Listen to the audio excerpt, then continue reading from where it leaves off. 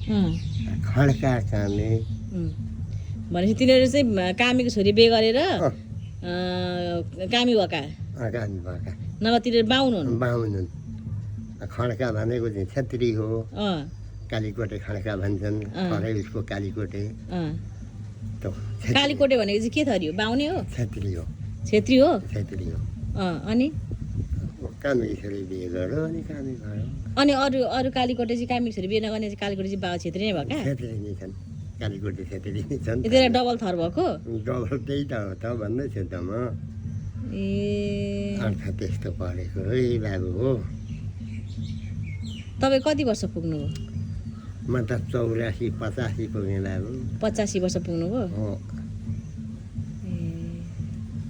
त्यही त म त तपाईँ त अनि फेरि कामी नै हो कि भनेर सोधेको नि अब बिहेमा गएको छ भन्नुभयो बिहेमा त छिन्डेकमा बसेपछि निम्तो गरेपछि रोमी हेर्नु जान्छन् यो त्यो जानु परेन त ए हो त नि अनि त्यही त म त बिहेमा गयो भने पनि म त त्यही भएर सोधेको कामी कि बाहुन भनेर सोधेको डाइरेक्ट अनि कामी र बाहुनको अनुहारबाट छुट्टिन्छ तपाईँ चिन्नुहुन्छ सबकै त चिन्दैन कोही कोही चाहिँ चिनिन्छन् नि कोही कोही चाहिँ चिन्नु कामी चाहिँ कस्ता हुन्छन्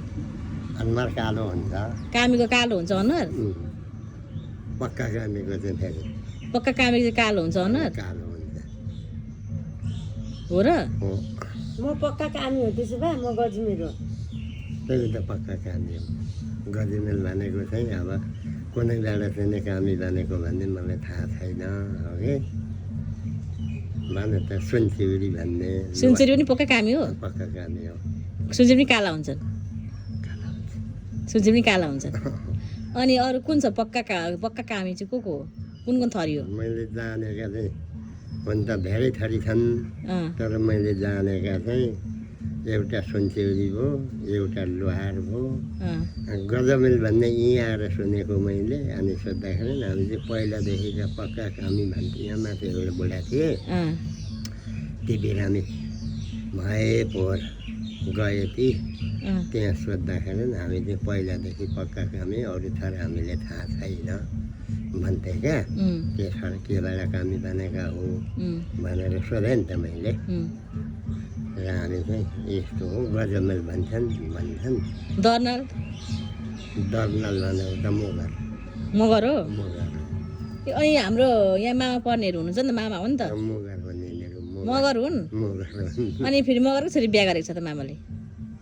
मामा पनि मगर हुनुपर्ने त मगर भनेको अनि 12-14 थरी हुन्छन् नि त्यहाँनिर हो र हो त्यहाँनिर एकै थरी मात्रै हुन्छ त मगरले मगरकी छोरी कसरी बिहे गर्छ अन्नलाई अनि माइजू त मगर नि हो नि अनि होइन मगर नि होइन माइजू मगर नि हो नि माइजू होइन होइन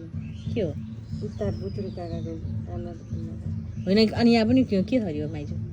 के हो मलाई पनि थाहा छैन मगर नि भने जस्तो तामाङ नि कि मगर नि के भने जस्तो लाग्छ नेवारनी चाहिँ होला नेवार नि त्यस्तो लाग्यो ए दनाल पनि मगर हो मगर अनि काला छन् त नि हाम्रो मामाहरू त नि काला भए पनि अनुहार हेर्दाखेरि चाहिँ नि मगरकै छ खुट्टा हेर्नुपर्छ ऊ हेर्नुपर्छ धेरै थोकबाट चिन्न लिन्छ मगर जाँदा पहिला त के अहिले पनि अब पक्का मगरका चाहिँ नि अब पिँढलाई छोटा हुन्छन् यो त्यो हुन्छ दर्नाल भनेको सबैभन्दा बढो अघिको काम गर्ने अनि दर्नाल उसको थरै दर्नाल हो मगरका धेरै थर हुन्छन् कामी चाहिँ काम गरेर काला भएका कामीहरू भनेका चाहिँ अब धेरै उसमा बसेर धुवामा बसेर काम गरेर काला भएका काला भएका हुन् धुवामा बसेर धेरै धुवासे अब त कोइलामा काम गर्नु पर्यो धुवासे मुहासे अब मिसिनमा काम गर्नु पर्यो त्यही त भन्दैछु जता पनि धुवामै उनीहरूको काम हो र म भन्दैछु त्यो सृष्टि ठानेको कसले छ कामीले तर अहिले अब केटाहरू कामी भन्दाखेरि हामी कामी भनौँ भनेर रिसाउँछौँ तर पहिला चाहिँ नि अब धेरै काम गर्ने मान्छेलाई काम गर्ने भन्दा भन्दै अनि कामीतिर लागियो सृष्टि थामेको चाहिँ कामीले नै हो कामीले हो सबै थोक सिप चाहिँ कामीमै छ भन्दैछु त म यो सृष्टि नै कामीले थामेको छ अन्त अर्को कुरा सबै छाड्छौँ अहिले पो दुनियाँ अब गाडी घोडा जोत्ने यो त्यो आयो हाम्रो पाहाडमा त गोरु नै जोत्दै छैन कि त एउटा मात्रै करुवा भाँच्यो भने आराम नबिकन काम चलोस् त अन्त नि कसले सृष्टि थामेको छ दुनियाँ कसले पालेको छ कामीले पालेको छैन कामीले पालेको छ दुनियाँ अन्त अब सबै थोक त कामीले बनाउँछ सबै थोक हामीले बनाउँछ अहिले कामीबाट सिकेर अरूले पनि गर्छन् अरूले त कामीबाट सिकेर गरेका हुन् गरेका हुन् तर कामी त महान हो नि त खासमा त महान त उही हो कामीलाई त पूजा गरेर राख्नुपर्ने हो नि खास मैले पहिले भनिनँ त भगवान्का पालना जम्मै भगवान्का विमानहरू बनाउने यो तो गर्ने नि अब विश्वकर्म विश्ववटा कर्म भएको भाइको विश्ववटा। कर्म भनेको काम त्यसो होइन? हो त्यसो अन्त? हुँदाखेरि भगवान्को साथसाथै उत्पत्ति उता भएको जात हो नि त नि त बाहुनभन्दा पनि अगाडि अगाडि बाहुनभन्दा अगाडि पनि उत्पत्ति भएको हो बाहुनभन्दा अगाडि जति विश्वकर्म त विश्वकर्म होइन त विश्वकर्मलाई त अछुत त नमान्नु पर्ने हो नि त खास त नमान्नु पर्ने हो होइन हो उसलाई त झन् साह्रो महान भनेर पुज्नु चाहिँ पर्ने रहेछ पर्ने चाहिँ हो किनभने त अब उसले त सृष्टि थामेको रहेछ नि त नि होइन सृष्टि त सबै अहिलेसम्म नै अहिलेसम्म नै थामेको छ अहिलेसम्म नै भनेन मैले अब सानो कुरो सबैभन्दा सानो कामीको चाहिँ परुवा होइन त त्यो परुवा चाहिँ नि एउटा भाँचियो भनेदेखि अनि त्यो दिनको काम खाली भयो कति बेला आराममा पुगेर गरुवा काटिदिन्छ र ल्याएर ठकेर जोत्ने अनि सृष्टि कसले थामेको छ त र मान्छेले नबुझेका नि नबुझेको थाहा त नि नबुझेको होइन त एकदम अहिले पनि अब अलिक गाउँघरमा अलिक भित्रभित्र साइडमा त अब कामी दामालाई अछुतै मान्छन् अछुतै मान्छन् हो कि होइन भन्नु त अछुतै मान्छन् अब हाम्रा पाखा भित्तामा अब यस्तो भन्छन् उनीहरू के भन्छन् भने अब तपाईँहरूका घरभित्र आएर पसेर खाएर हामी ठुला मान्छे हुँदैनौँ तपाईँहरू पनि हाम्रोमा आएर इच्छा लागे अब खानु बस्नु इच्छा नलागे नखानु हामी घर लाउँदैनौँ भन्छन् भन्छन् अहिलेको अर्थ त्यसो तर छ तपाईँ चाहिँ के भन्नुहुन्छ बुवा हजुर मैले तपाईँलाई म कामी होइन मैले तपाईँलाई पानी दिएँ भने तपाईँ खानुहुन्छ म झट्टै खान्न बाबु किन खानुहुन्छ खोइ अब पहिलाको पुरानो नियम पुरानो मान्छे भगवान्ले त हो अन्त तपाईँहरूको 33 कोटी देवताले त छुवाछु वेद गीतामा त अन्त छुवाछुतको कुराहरू लेखेको छैन भन्छ त छैन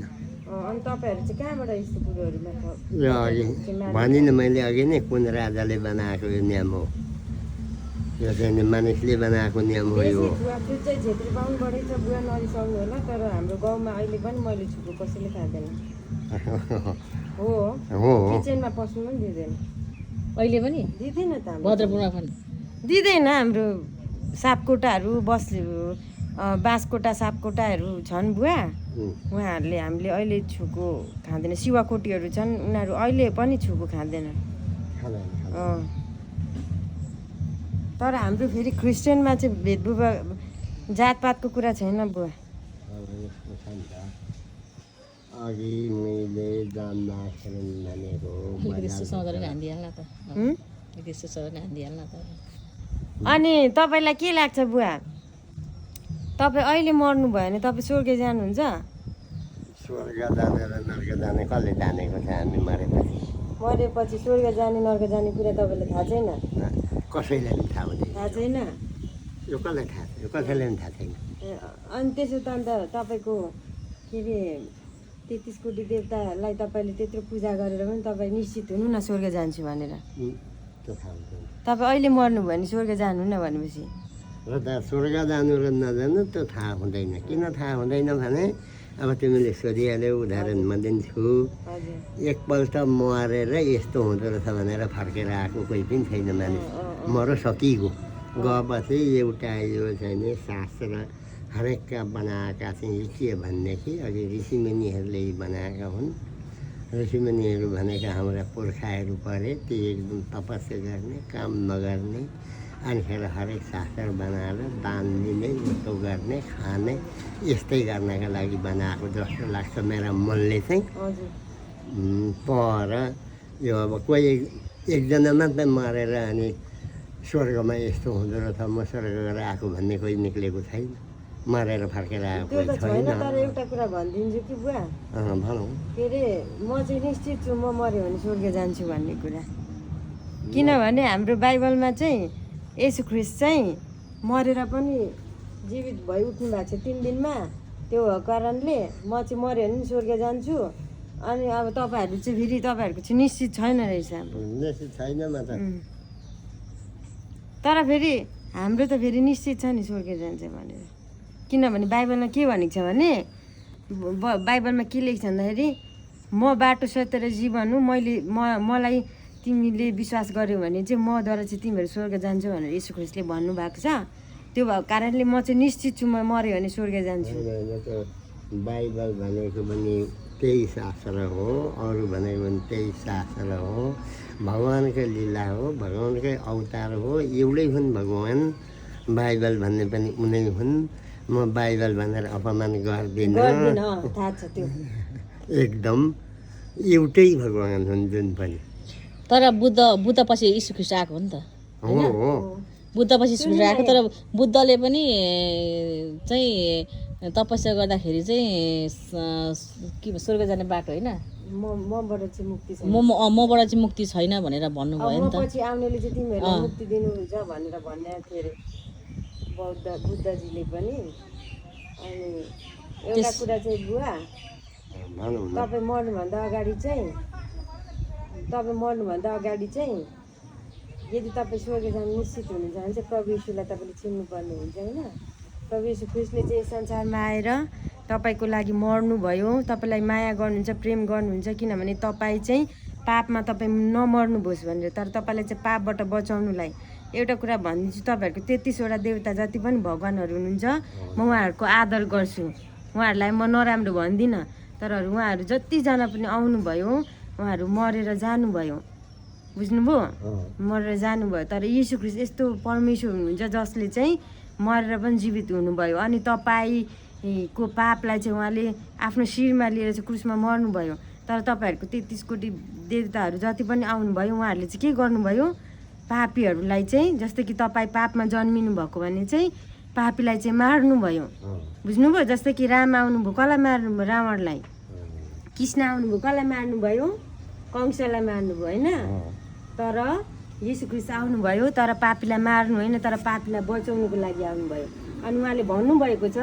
कि मद्वारा चाहिँ तिमीहरू निश्चित स्वर्ग पुग्छौ भनेर भन्नुभएको छ। अनि अहिले संसारमा जति पनि हुनुहुन्छ धर्मशास्त्रहरू छ, त्यो धर्मशास्त्रमा कुनै पनि व्यक्तिले त्यहाँ भनेको होला, तर यीशु ख्रिस्टले मात्रै भन्नुभएको छ कि मद्वारा मात्रै तिमीहरू स्वर्ग जान्छौ, म सत्य हो, म जीवन हो, म बाटो हो भनेर उहाँले भन्नुभएको छ। हजुर। तपाईँले कहिले बाइबल पढ्नु भएको छ, पढ्नु आउँछ? पहिला एकपल्ट त पढेँ पनि। किताब पढ्नु आउँछ बुवा? किताब पढ्न आउँथ्यो, अब त आँखा देख्नु आँखा बन्द भए। बाइबल किताब पनि मलाई एकजना मान्छेले आएर यो पढ्नु बा भनेर दिइरहेको थिएँ। तपाईँको नाम के हो बुवा? मेरो नाम तुलसीराम हो। ए हो, तुलसीराम लिउटेल होइन? को बस्नुहुन्छ यहाँ? हजुर। यहाँ अब आमा हामी बुढाबुढी दुईजना छौँ। छोराछोरीहरू हुनुहुन्न? बुहारी छन् एउटी, छोराहरू बाहिर छन्, विदेशमा हुनुहुन्छ। अनि नातिना छन्। नातिनी निलाइरहेछन् र म घरै बसेको। कति सानो हुनुहुन्छ? 2 वर्ष। नातिनी निलाइरहेछन् यहाँ। तपाईँलाई के रोग छ बुवा? मलाई रोग भनेको गेस्ट्रिक छ बाबु। ग्यास्ट्रिक मात्रै छ? गेस्ट्रिक छ। अनि अर्को के अरे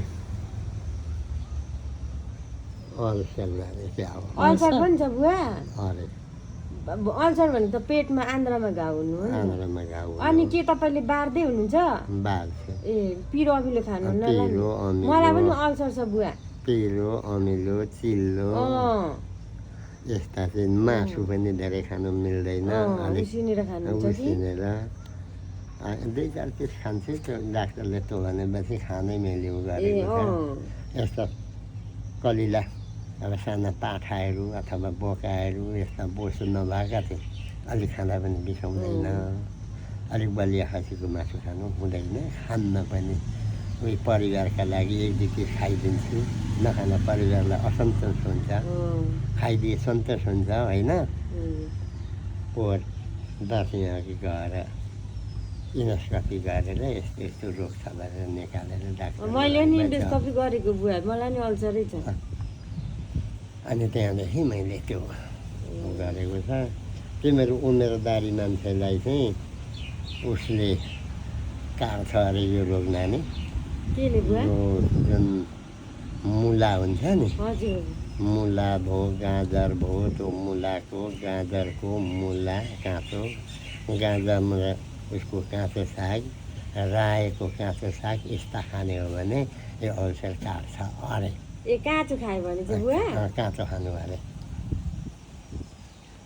तर मलाई चाहिँ त्यस्ता उस्ताबाट हुँदैन तपाईँले चाहिँ मुख बार्नुपर्छ भनेर डाक्टरले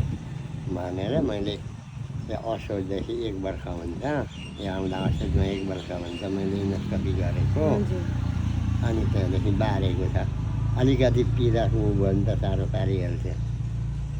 त्यो पिरो चाहिँ खानु होला नि त खान्न पिरो पनि खान्न अमिलो पनि खान्न पोल्छ होला बुढी नि एकदम पोल मलाई नि त्यस्तै हुन्छ पुरा पोल्छ त्यही भएर मैले केही भित्र पोल छ अहिले नि सन्चो भएको निको भएको एउटा शुद्ध दही नै खाँदा राम्रो हुन्छ कालो बनमारा पनि खानु भन्छ नि बुवा त्यो कालो बनमाराले चाहिँ अल्सर निको पार्छ अरे कालो बनमारा भनेको नि कालो कालीझार भन्दैन पाहाडतिर खोल्सामातिर पाउँछ नि बाख्राले घाँस खान्छ चाहिँ थुप्रो पाइन्छ यहाँ पनि पाइन्छ होला यहाँ त छैन सेतो मात्रै पाइन्छ कतै कतै कालीझार कालो त्यो बाख्राले खान्छ हो म जान्दछु हाम्रोमा चाहिँदो छ त्यो खानु अरे नि त निको हुन्छ अरे हाम्रोमा चाहिँदो प्रशस्ति जति राम्रै छ बनमारै खाली यहाँ जङ्गल चाहिँ कहाँ छ बुवा जङ्गलले त छैन बाबु माथि पिछुपट्टि ल्याएर उँभो मात्रै छ ए हो जङ्गल छैन भनेपछि तपाईँ यहाँ बुवा आमा बुहारी अनि नातिनी मात्रै हुनुहुन्छ नाति स्कुल नातिनी सिटीले हो हिँड्नु सक्नुहुन्छ नि है तपाईँ अलिअलि अलिअलि यहाँ चोकसम्म बिस्तार दुईसम्म तर तपाईँ 85सम्म 85सम्म बाँच्नु भएको हामी त बाँच्छौँ कुनै थाहै छैन त्यो कसले जानेको छ त्यही त अन्त तपाईँ अझै 100 भन्दा माथि नाग्नुहुन्छ आमेन अब बाँच्नु भगवान्हरूको कृपा छोराछोरीको आशीर्वाद यस्तै हो तिमीहरू भनेको अब छोराछोरी नाति समानका हो मेरा लागि होइन ल अब हामी पनि जान्छौँ हामी पनि बिहेमा आएको ल ल ल तपाईँलाई हामी तपाईँको लागि हामी प्रार्थनामा याद गरिदिन्छौँ ल ल ल फेरि हामी आइराख्छौँ नि यहाँ आउनु न तपाईँलाई भेट्छौँ नि हामी आउँदा आउनु हामी कस्तो लाग्यो त तपाईँहरूलाई